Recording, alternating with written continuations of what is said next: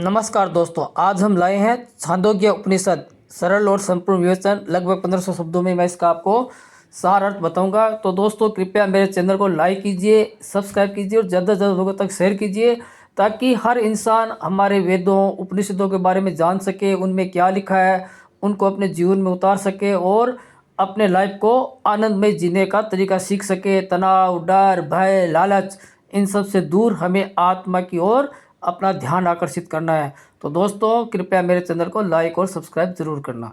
आज हम जानेंगे छांदोग्य उपनिषद के बारे में।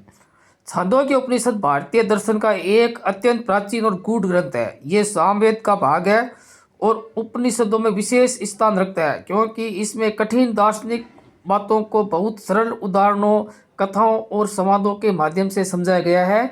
यह उपनिषद मुख्य रूप से ये सिखाता है कि जीव, जगत और ब्रह्मा अलग नहीं है, बल्कि एक ही सत्य के विभिन्न रूप है। यानी सत्य एक है, इसके ही अनेक रूप है।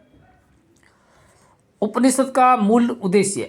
छांदोग्य उपनिषद का उद्देश्य मनुष्य को बाहरी आडंबरों से हटाकर अंतर्मुखी बनाना है। यह कहता है कि जो सत्य बाहर खोजा जाता है वही सत्य भीतर पहले से मौजूद है। यानी जिस परमात्मा को मंदिरों में, तीर्थ स्थानों में ढूंढते हैं, वो परमात्मा हमारे भीतर निवास करते हैं और यही सत्य है। मनुष्य अज्ञान के कारण स्वयं को शरीर और मन तक सीमित मान लेता है, जबकि वास्तव में शुद्ध चेतना अर्थात आत्मा है।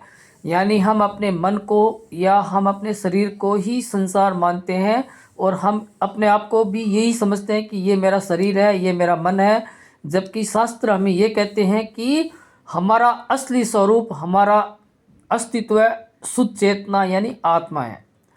ओम का महत्व है। उपनिषद की शुरुआत ओम के महत्व से होती है। कहा गया है कि ओम केवल एक शब्द नहीं है, बल्कि संपूर्ण ब्रह्मांड की ध्वनि है। जैसे पूरी सृष्टि कंपन से बनी है, वैसे ही ओम उस मूल कंपन का प्रतीक है। जो व्यक्ति ओम का भावपूर्वक जप करता है, उसका मन धीरे धीरे शुद्ध और स्थिर होने लगता है। इसमें क्या करना होता है, अपने को सुबह जल्दी उठना है और अपने को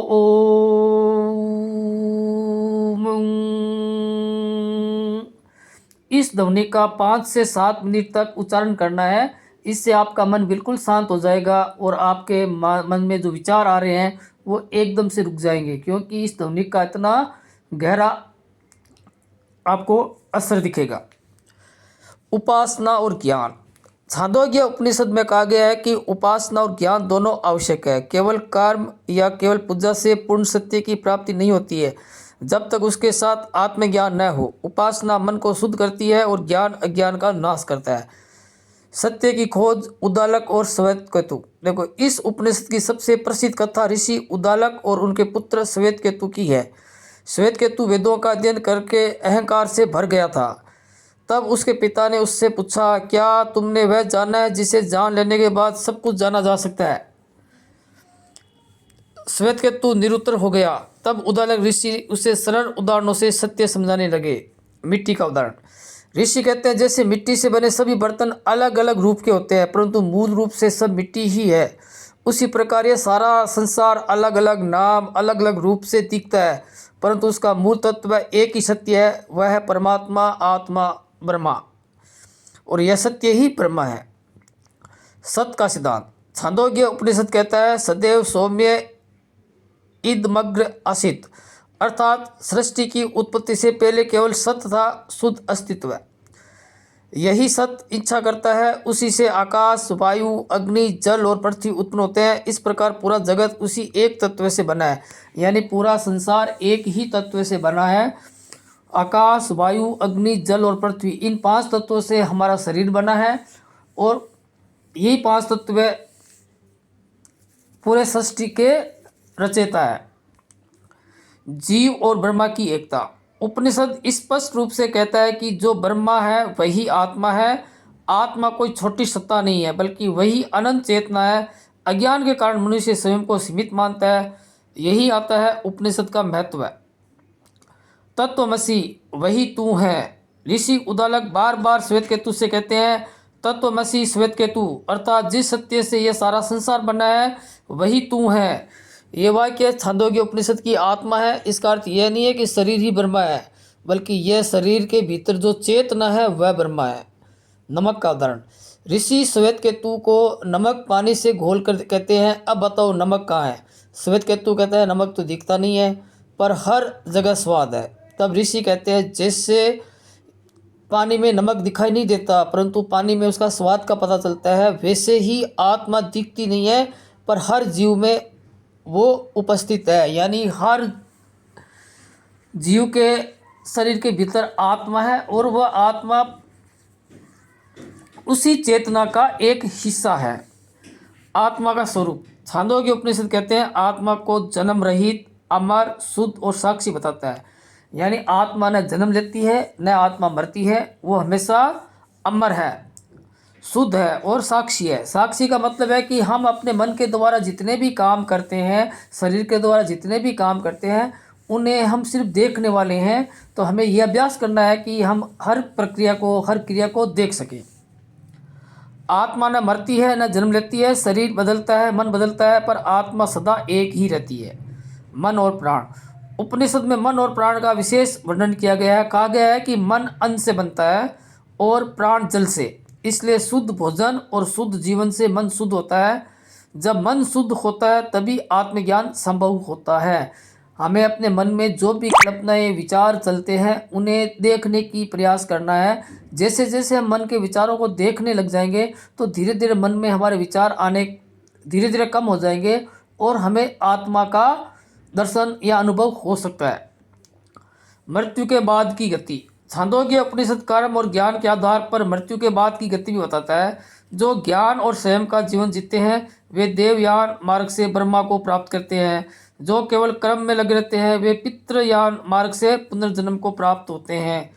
सच्चा यज्ञ क्या है?